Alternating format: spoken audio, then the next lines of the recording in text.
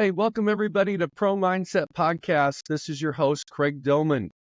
We have a former NFL athlete and a successful business coach, entrepreneur, keynote speaker, author on our show today. His name is Marques Ogden. Marques, welcome to Pro Mindset. How you doing, Craig? Thanks for having me on, my friend. All right, my man. We're going to get rocking real quick here. You were an NFL guy, so share with everybody your like when you meet somebody, how big are you? I know you're a big man. Yeah, I'm 6'5.5", 275 pounds. Okay. So when people see you at the grocery store, people see you at the airport, people sit by you on an airplane, they go, hey man, what sport you play? Who'd you play for? Of course. So what do you tell them? I say I played at Howard University, and then I say that I played the National Football League. I was drafted by the Jacksonville Jaguars, played for the Baltimore Ravens, Buffalo Bills, and I finished off my career with the Tennessee Titans. So it's always a nice way to kind of get people to understand, what I'm about, who I am, and then what I've done in my career. Well, the early part of my life, I said my early career that I did in the National Football League. Okay, so everybody that plays in the NFL has a different experience. Yes, they all get to wear uniforms. They all get to get paid. They all get to hang out in the locker room. They all go through training camps. They all develop some friendships. They all go through some adversity. They all have the heat of the training camp trying to make the 53. They all have that going on. What is your 2 or 3 takeaways that either the wisdom you gained while you were in the league that is paying dividends today? 3 things. Love this. Number 1, from Jack Del Rio, be your own CEO. Be your own chief executive officer. Don't wait for other people to do what you can do. For example, I just got an email from my accounting office saying we need W-9s from people by the 10th of December. I said I could give this to my external manager, have her do it, but I won't talk to her till Monday. It could be, it could take a little bit more time. I said I can do this myself. I'm waiting to be on your awesome podcast. I created a little email that I sent out to everybody on the list. I then texted it out, emailed it out. I told my accounting office, I've done it. As soon as I get them in, I'll forward them over to you. Bam, done. So be your own CEO. Like I remember from Jack telling us, don't wait for people to do what you can do. And the second thing I learned, you can either make excuses or you can get results. You can't have both. Jack told us when I was a rookie, you can either make the Jacksonville Jaguars, gentlemen, or you can make excuses. You can't have both. And I learned that, and that's really helped me in my career today as a speaker, coach, consultant. And the third thing I learned from football is the power of teamwork. As a former offensive lineman, right, Craig? It is 5, sometimes 6 guys, tight end included, working together to protect the quarterback, the running back, and the guys on offense. If you don't do your job, somebody can get hurt. And that's I treat that in business when I don't show up for my clients or I don't show up for a podcast. People can get hurt. Maybe not in the physical sense, they can hurt their day or hurt their brand or not come across as we really care about them. So those things I learned in the National Football League have paid huge dividends today in my work as a speaker, coach, consultant, brand ambassador, and of course, also a podcast host as well. Okay. I was just thinking on a football field, what is everybody looking at? Everybody's looking at each other. I mean, you're looking to your teammate to push you through in challenging times. And I tell people what breaks down people's mindsets. Challenges, extremely hard challenges. And the way to get over that, right, Craig, is break them down into small, actionable steps. Well, here's where I was going with this, Marques. There's no wrong answer. Everybody's looking at the ball. There's only 5 guys on a football field at any given time that are not looking at the ball. Every defensive player can see the ball. Yeah. Every offensive player, once the ball's snapped, the offensive linemen are the only 5 guys on the field that can't see the ball. So the one thing that's unique about offensive linemen is they have to do their job without getting the attention that you get when you have the ball in your hands. Correct. In fact, the only time you get attention is when you don't do your job. Correct. And the only time the coaches yell at you is when you don't do your job. Correct. right? So the offensive linemen are the bread and butter of an offense, but they don't get the recognition and they don't get the glory. They're the ones that they call it in the trenches for a reason, because you're in the trenches. And so I was just talking to a former NFL offensive line coach last night, who's a dear friend of mine, and we were talking about the challenges of coaches and how difficult it is to, like as a coach, to build up your players. And he was talking about, he's an former 27-year offensive line coach. And it's like, he's like, guys, once you get to the league, you start getting paid, you get drafted, you get these privileges. You want a little bit of sunshine, but as an offensive lineman, you don't get it. That's Right? right. I mean, it's a thankless job. I was just talking to a client, well, a potential client that's now going to become a client. It was a sales call with this organization, and the guy loved what I was talking about. I said, Tony, as a former offensive lineman, I have no ego. I put my hard hat on. It is a thankless job. So now that you see I can be part of the team, I'm going to be so easy to work with. Agree to a fee, great. This fee, great. Do your job, show up, great. It's all about doing what you say you're going to do when you say you're going to do it. And being offensive lineman, if you don't have that mentality, you won't have a job. Because at the end of the day, it's not a wide receiver prima donna position, running back scoring touchdown, quarterback throwing the football, all those type of things. It's your body beat up to keep other guys upright and keep them standing so they can do their job to score the touchdown. Without you protecting your area and your people, the offense doesn't move. Amen. Okay, so Marques, podcast, you do all these things. What is your message today to businesses, to your listeners, to your audience, that you can take what you learned in the NFL, and maybe there's different vibrations and iterations of your message, that in 2024, this is your message. What's your message today? Our message is to help people succeed in life where we failed so they cannot make, or hopefully don't make, the same mistakes that I did in my construction company, with my ego when I got a massive ego and lost it all in my business. I got so inflated, right, right, Craig, around things that don't matter, right?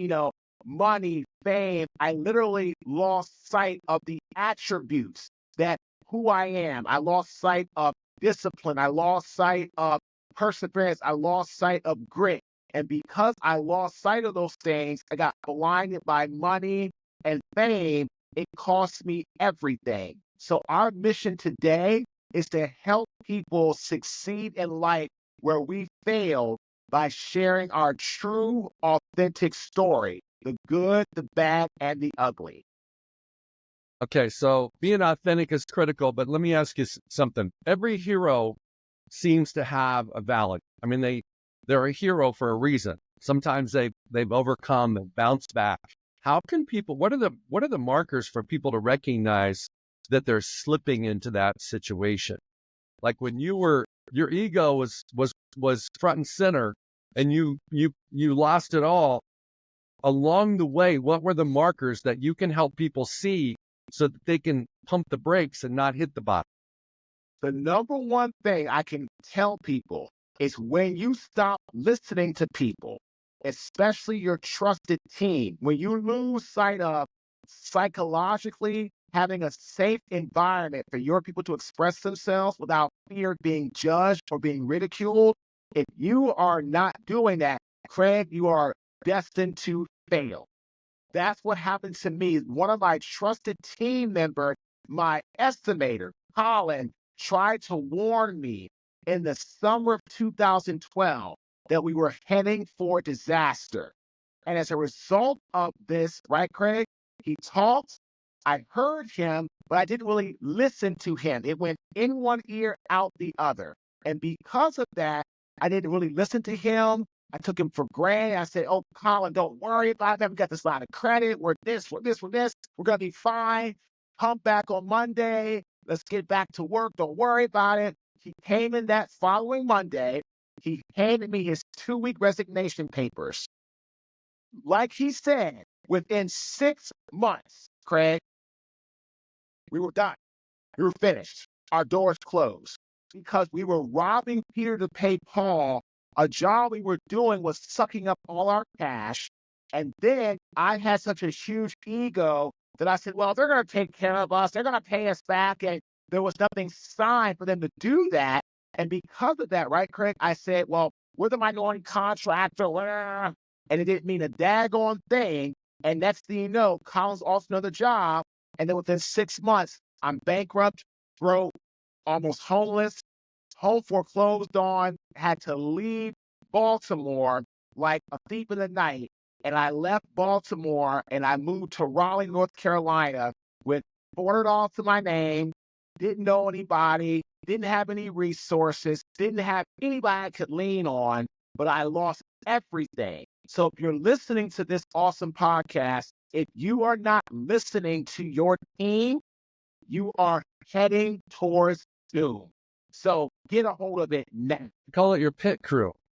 Your pit crew are the people that you trust, that you seek counsel from in a variety of different places in your life. And so if you don't listen to your trusted advisors, I mean, honestly, why do you have them? Correct. And that I was wasting payroll, Craig. And today in our company, our team can tell me absolutely anything. Like I said, when I got that from my accountant, right? Marcus said, well, no, you're not going to send this off to Jaslyn. She's got other things to take care of. You're going to do it. You're going to text people, email people, hey, give me your W-9. I need it by this date. Boom. Like, that's a job for you to do, right? So that's also part of it. Being a leader doesn't mean you can always delegate everything. Delegate what you know you can't do or shouldn't do. Again, but I could do that task, right, Craig? I could send those information, those emails out to people. And so I did. And now here we are on the podcast. It's done. Now it's just waiting for people to get it back to me. And this is as a leader leaning on, again, your attributes, what you know you should do. And discipline is one of the biggest attributes. Either you have it or you don't. And I can't coach anybody to do what they need to do. I can tell you what you should do, but I can't make you physically get up, go to the gym and work out. I can't make you do what has to be done to grow your business. I can't do that. I tell you what to do, but you gotta have it inside to do it for yourself. Okay, think back to that time when you're bopping down 5, heading down to Raleigh, and you're in the start over mode. Do over, don't want to do the same thing I did. A lot of things pinging in your mind about how you want to be different. You want to show up different. You don't want what happened to happen. You don't want to be insane and do the same thing again. What is the best first step a person can do if they're listening and they're in a situation where they just hit rock bottom? First thing you need to do, figure out what type of craft you can do that you know you have that fire to do, but you also have the talent to do. And that's what I didn't do. I worked different jobs to survive, which was fine, right? Everybody gets into survival mode, I get it. But when I found speaking and I got into it, you know why I stunk in the beginning? I knew inside of me, right, attributes wise, if I could just get through the sleepless nights, the dark days, the long days, it would work out. And that's what I did. So if you're listening to this podcast, figure out what is your talent or your craft and perfect that. Then from there, from what you know what you want to do, what you're good at, step 2, get to your network and tell them what you are doing. So right now for us, right, Craig, we're getting so much positive traction in the insurance industry. I spoke at a job in Vegas in October. We did phenomenal. And now I'm going to another job in Georgia, doing one in Memphis. Had to call the guy yesterday. I've been doing a job in January for him in Orlando. Another guy was on these big national boards of the Big I, which is one of the largest associations for insurance, PIA, like all these things, right? But again, I have a lot of trusted people in my network, right, Craig, that are in insurance, either owners, were owners, big shots on boards, whatever, right, Craig? So I'm leaning on them, and how I help them, I refer them to people in my network. So it's all about leaning on your network. Once you know what you want to do, then after that, step 3, take the action and get in the game. Get on the field. You cannot win by standing on the sidelines. Can't win. You got to get around. Your podcast, and so am I. Say, I want to have a podcast. I'm going to do a podcast. That's not doing it. You got to say, I want to do a podcast. I'm going to start working here. I'm going to find some guests. Let's get in the game. Don't wait. So again, what's your craft? Talk to your inner circle, your network. Take action. Okay, let's talk about taking action. I'm lost. I'm in that place where I just hit rock bottom. I know what my passion is. I know what my talents are. I do have a network. I'm ready to take action. I don't know where to start. Where do I start? Start by making the phone call to your network. Pick up the phone and call somebody. That's how we got into speaking on a larger scale, right, Craig? I started speaking September 2013. Told my network, because I trained a lot of young athletes in football. They were high school student athletes. I told all their parents, if you know anybody looking for a speaker, just please, I'm doing it for free. I'm trying to get some exposure. Please just let me know.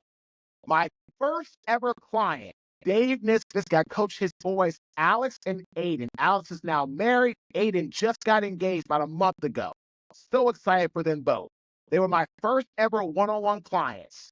Dave Nisbisky gave me my first ever non-paid Fortune 500 speaking opportunity with NetApp. If I would have never told Dave what I wanted to do and took action, he would have never known I had more ambition outside just coaching his sons or coaching student athletes. If you don't pick up the phone, if you don't call people, then what happens is they have no idea. If they don't know, they can't help you. Amen. Amen. So pick up that phone and call somebody.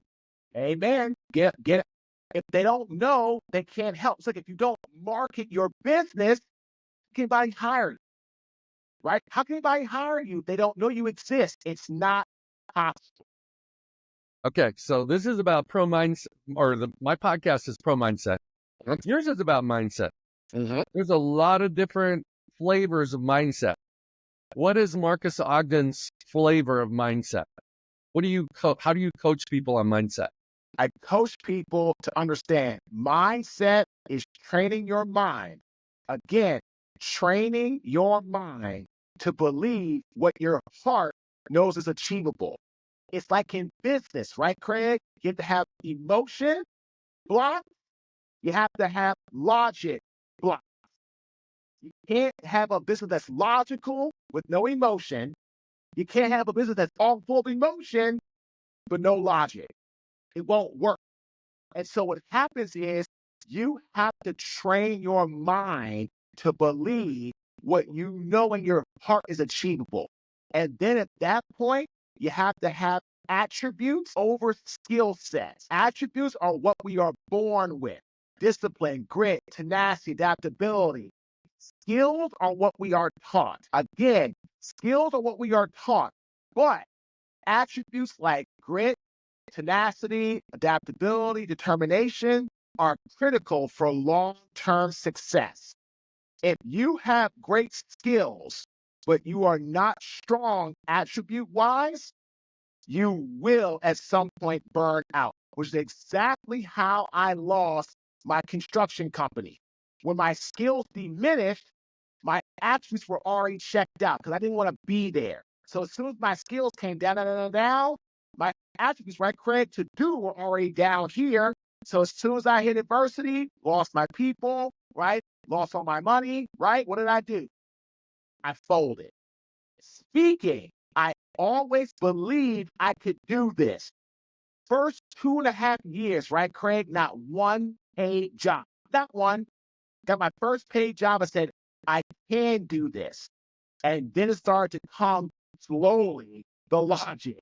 And now we have systems and we have people and we've got capital and we've got programs, but it didn't come overnight. So again, for mindset, your attributes, your inner strength has to be greater than the external job you do on the outside. Did you know any of this stuff when you were playing football? Absolutely not. Okay. So let's go back to college, going into the NFL with the Jacksonville Jaguars. If you would have known what you know today, we don't have a crystal ball, but we can at least theorize on what it might have looked like. How different would your NFL experience have been and why? So much different. Because after my rookie year, I hit a wall where I felt my O-line coach was not liking me.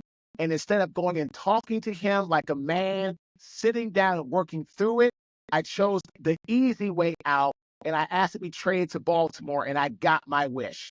Unfortunately, when I got to Baltimore, things were good. The line coach left who loved me. And then new coaches came in. Then I had to go to Buffalo and start that whole thing of going to different teams because every time I was on a team, the coach that loved me was not there the next year.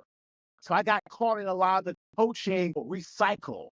And if I just would have said to my O-line coach, Paul Boudreaux, who was my rookie O-line coach, and I told him that when I saw him at the Combine 2016, I apologized to him for not coming to him and saying, Coach, I wish I would have done this, this, and this, and just talk to you about what I should have done better. And I didn't have the mindset to do that because I was so used to getting my way in college. I had never faced adversity like that in football.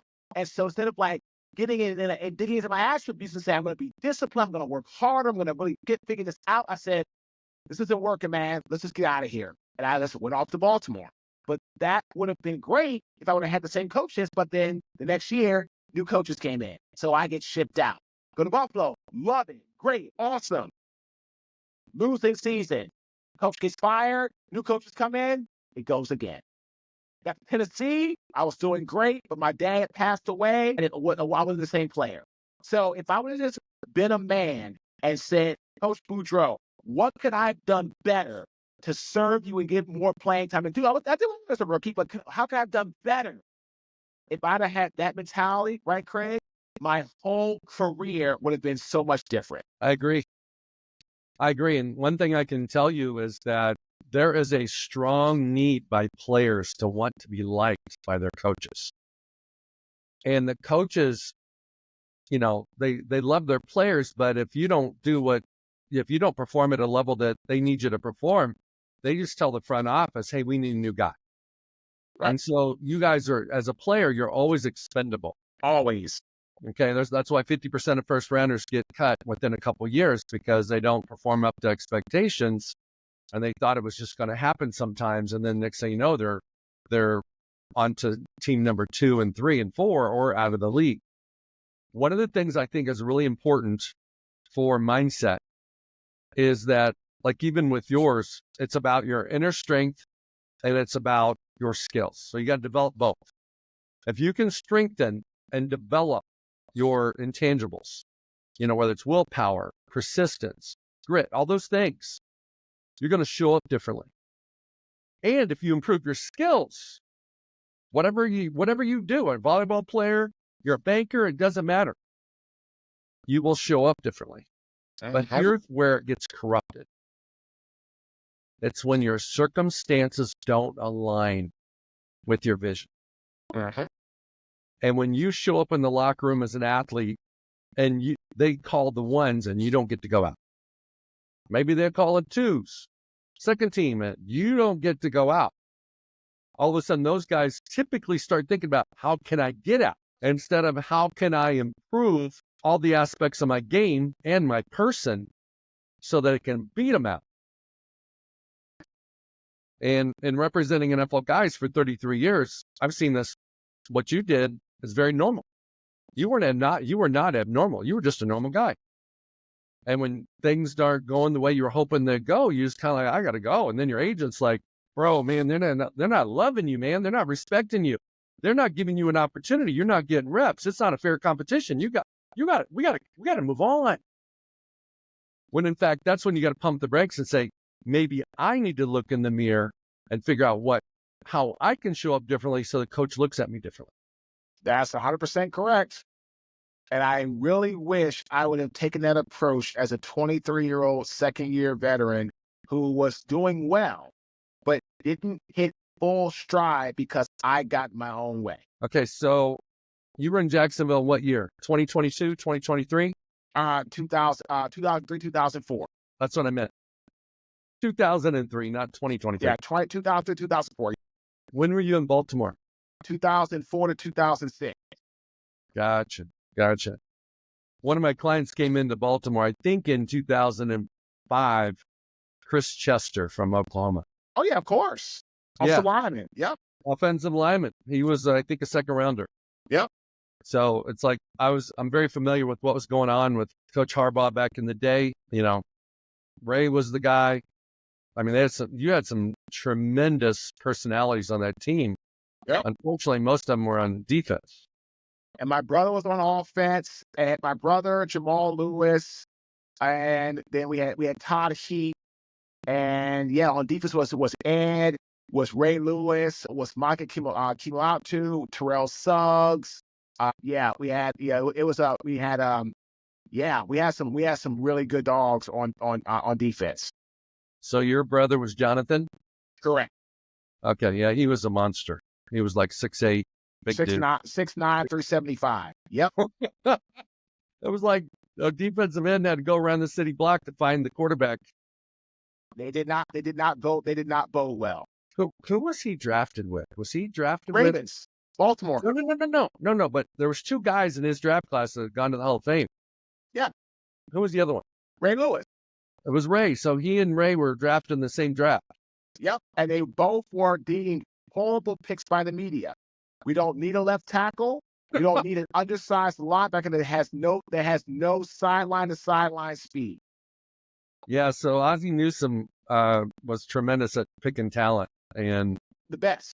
One of the best ever. So, okay, getting back to you. So when you're out on the speaker trail, there's two ways to look at a keynote. One is your message, and two is your impact.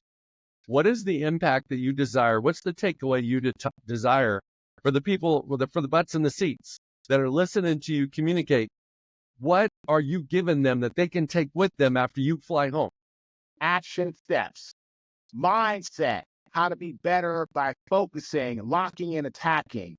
Leadership, how to be a better leader by being innovative, relating to people, making sense of things, being a visionary.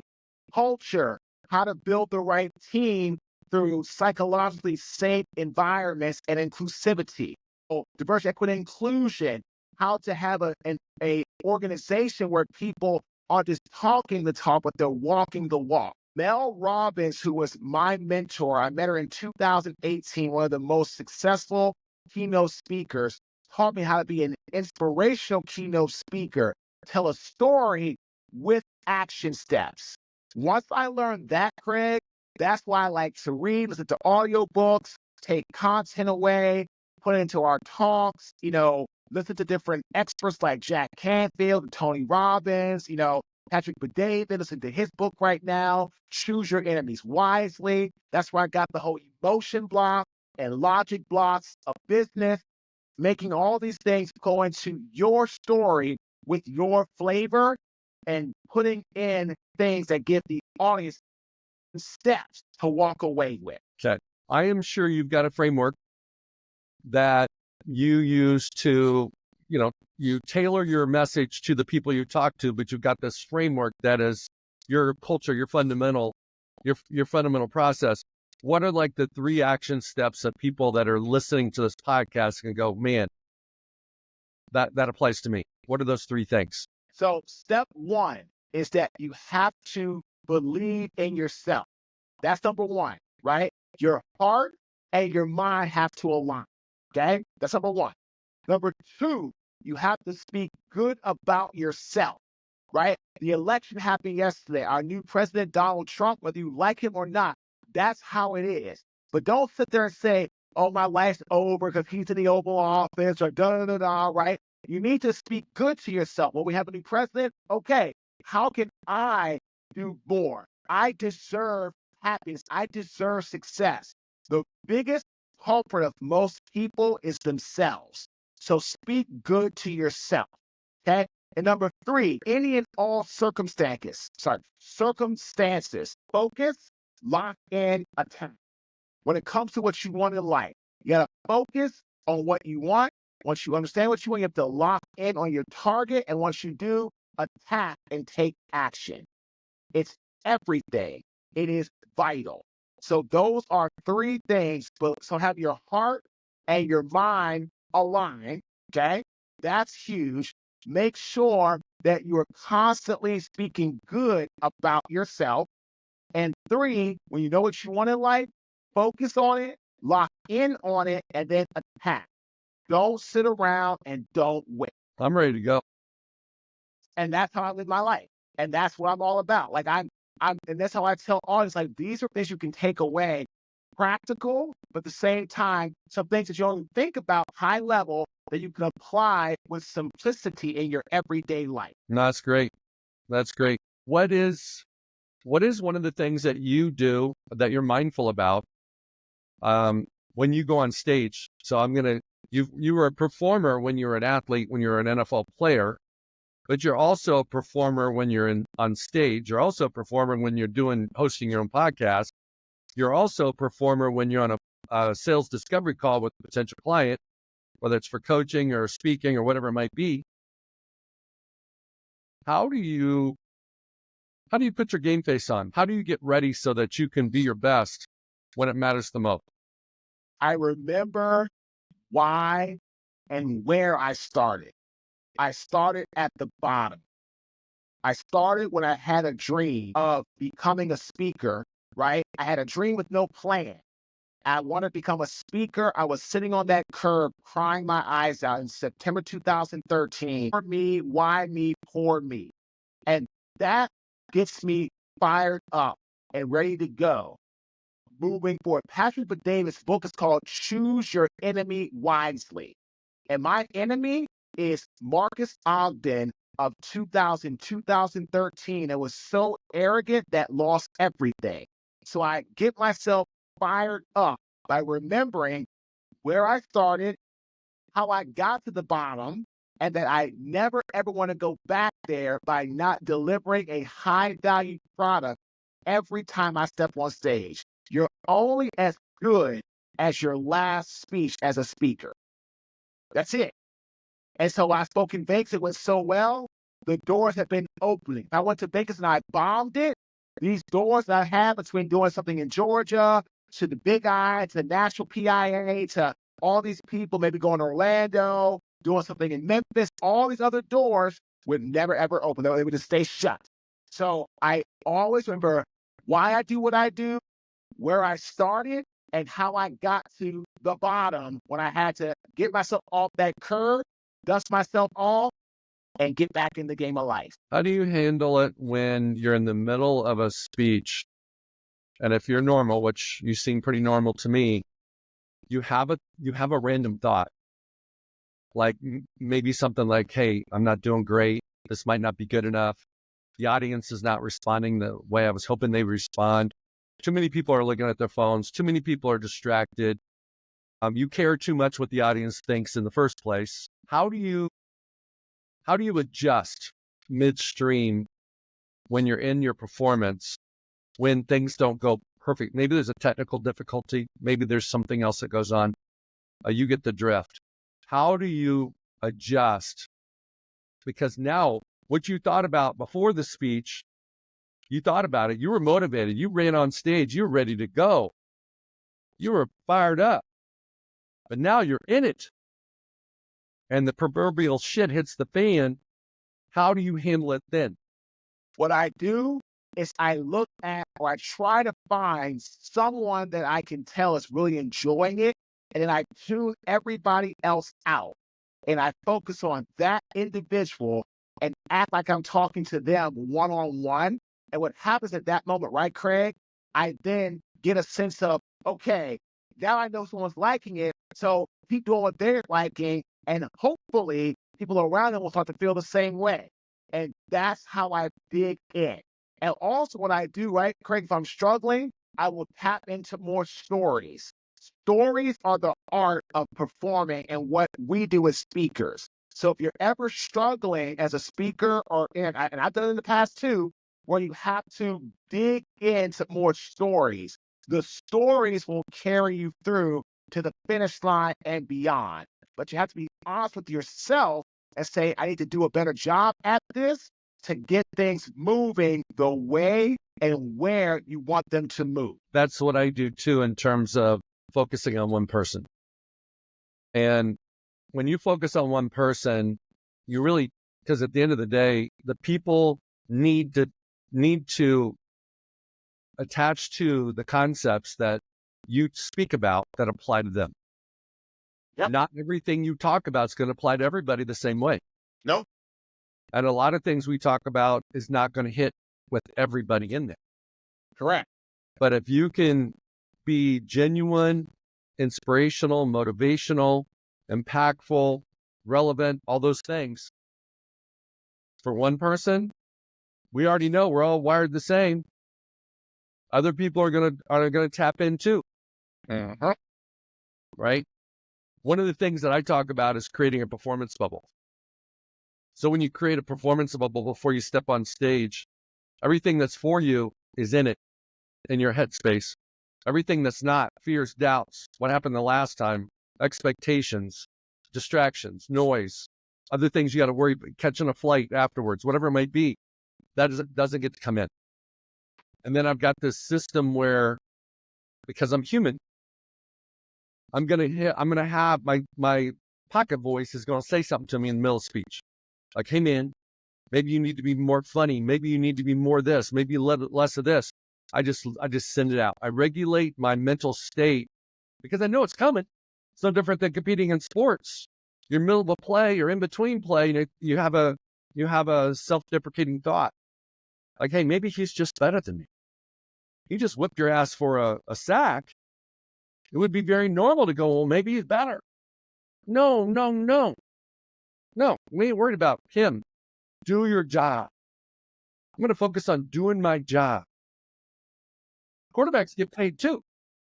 So if you get beat, he's not supposed to stand there like a statue, but you got to do your job. So that's one of the things that I do to answer the same question I asked you. I love it. So, okay, let's talk about leadership. What's leadership mean to you? Leadership is serving a cause that is greater than yourself.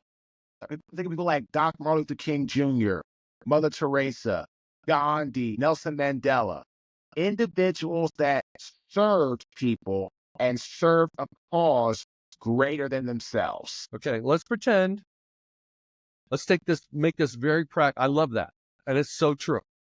So true. But let's pretend like you're in the 8th grade, you're a sophomore in high school, and you're the point guard or you're the quarterback of your team, and the coach is telling you, "Dude, I need you to be a leader." How does that show up for them in those situations? It's doing the action. It's not trying to get others to do things. You get others to do things by the actions you do. Actions speak louder than words. Don't talk about it, be about it. I can tell my clients, you hire me, I'm not just telling you how to speak because I read it in the book or I've gone to a John Maxwell event or I've gone to a Tony Robbins seminar. No, no, no, no. I'm teaching you how to speak because I've done it and I'm doing it. Same thing with podcasting, business coaching, consulting, getting sponsors for your podcast, you name it. I've done it. If I'm coaching people in it, I've done it and or I am doing it. And that's where people need to say, wow, this is a guy I can work with and I can be around. I'm taking notes, man. Okay. Let's go back to speaking. What's one of the biggest mistakes speakers make? Is speaking about something and it doesn't resonate with the topic you were hired for. That's what I did for NetApp. My first Fortune 500 job I did, I thought I crushed it. I found out from Dave and Suki that hired me that I didn't do a good job. I had great energy, great passion, wrong subject matter. As a speaker, you need to keep your stories and keep what you're speaking about into alignment with the topic you were hired for. If you don't do that, you're going to be seen as a speaker who cannot stay on task.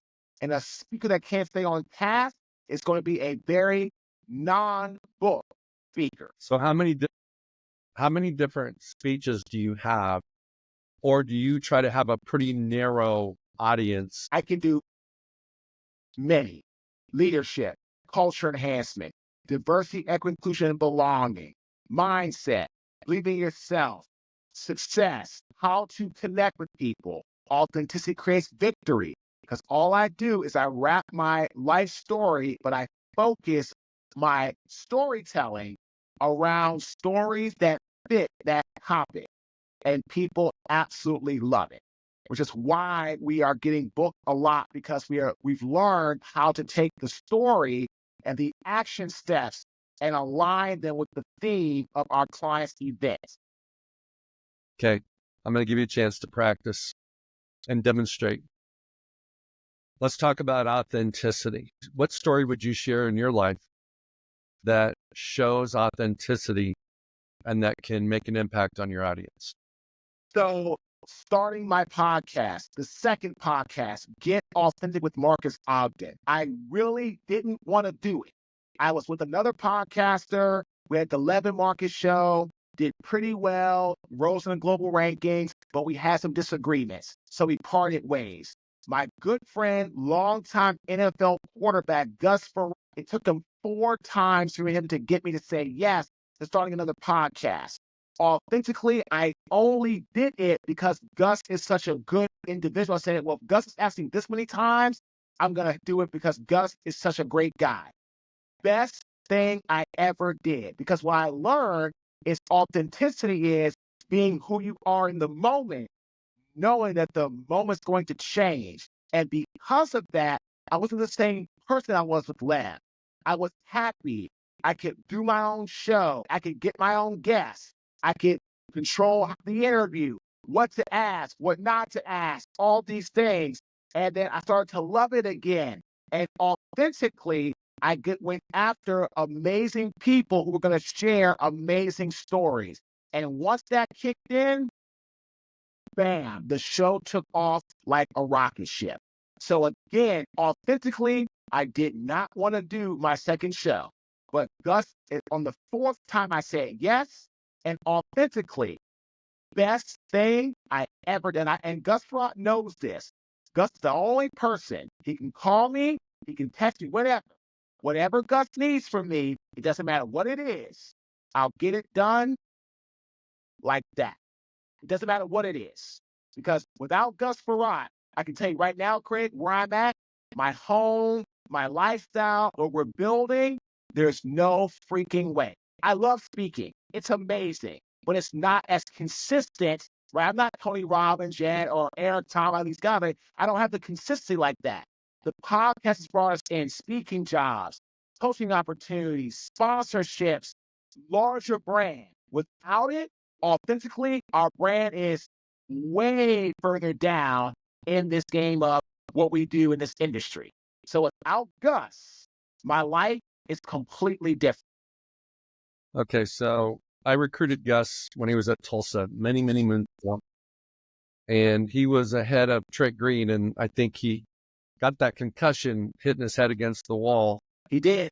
And gave Trent the opportunity, opened the door for Trent to be marketable, even come to the Rams before he went to the Chiefs. But yeah, Gus is a good guy. I think he lives up in Denver. No, he lives in Pittsburgh. Oh, he's in Pittsburgh. Okay. Yep, it's where he's from. What's Gus doing now? Gus is with Alumni Media, which helps to bring retired athletes together to do podcasts or networking or marketing or events. And Gus is just the best of the best. That's super dope. Super dope. Okay. Let's do a different story. What story would you wrap around the concept of helping my employees be their best? I just want them to step into their worth. God creates everybody with lots of gifts and talents. I just want you to exercise what you got. When I told my external manager, Jaslyn, who started working when she was 19, she's now 21. I am promoting you to my external manager, my project manager, because you've done great things for us the last 2 years, and your track record speaks for itself. I want you to help run and lead Danny and Abby to build up our marketing and our sales structure and process and procedures, handle media intakes and see if it's a good fit for us, handle scheduling, run our podcast to a well-oiled machine, make sure we have good systems in place for our tools and AI and all the types of different softwares we use. And Jaslyn now is our full-time external and project manager. She started out as a part-time virtual assistant, and now she is the second, she's like the top person in our organization. It's Dawn, Jaslyn, George. And Jaslyn is 21 years old, and she came as a part-time virtual assistant.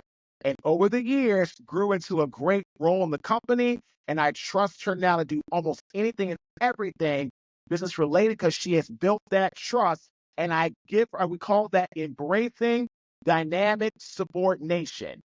Get your ego out of the way and let people that are smarter and more capable take the lead, and you support them in them driving the bus. I like it. Okay, Marques, you're full of knowledge, man. You got a lot of knowledge. Okay, so you have any kids? I have a 20-year-old stepdaughter, and I divorced her mom, not her, and I have a 10-year-old daughter. Gotcha. Either of your girls played sports or play sports? Yep. Farrah, not Ava, love her to death, but not Ava. My oldest. My youngest, Farrah, basketball, volleyball, softball. Yeah, she loves, swim. She loves sports. Yes. Okay, so she's 10. Okay, so 10 years old is when youth coaches want to treat them like pros and make sure they focus just on one sport for 12 months and get burnt out before they're 14. How do you, as a dad who played in the league, who's got brother and other people I'm sure that have played, how do you protect your daughter and also support her so that she can maybe, if she so chooses, have an opportunity to play college sports? Do just like our dad did with us. Whatever she wants to play, support her, take her to practices, cheer her on, go to games. I am a super involved dad. And we got that from our father. Our father never pressured us to play sports, any of that. So I take exactly the same way our father raised us, and I raised my daughter the exact same way. Whatever she wants to play, if it's for fun, travel, competitive, not so competitive, doesn't matter. If she's great at it, awesome. She's not, and she wants to play, that's great too. And just support her in every way possible. And because of that, she enjoys everything she plays, and she's always excited to have her dad be there to watch her play in her game. That's awesome. This might be the last question I got for you, boss. I want to reconnect your NFL experience with your journey today. What are you so thankful for that happened in the league that people on the outside, maybe even you and that version of you back then didn't like it, but it was something that was good for you because of how it shows up now or how you show up now?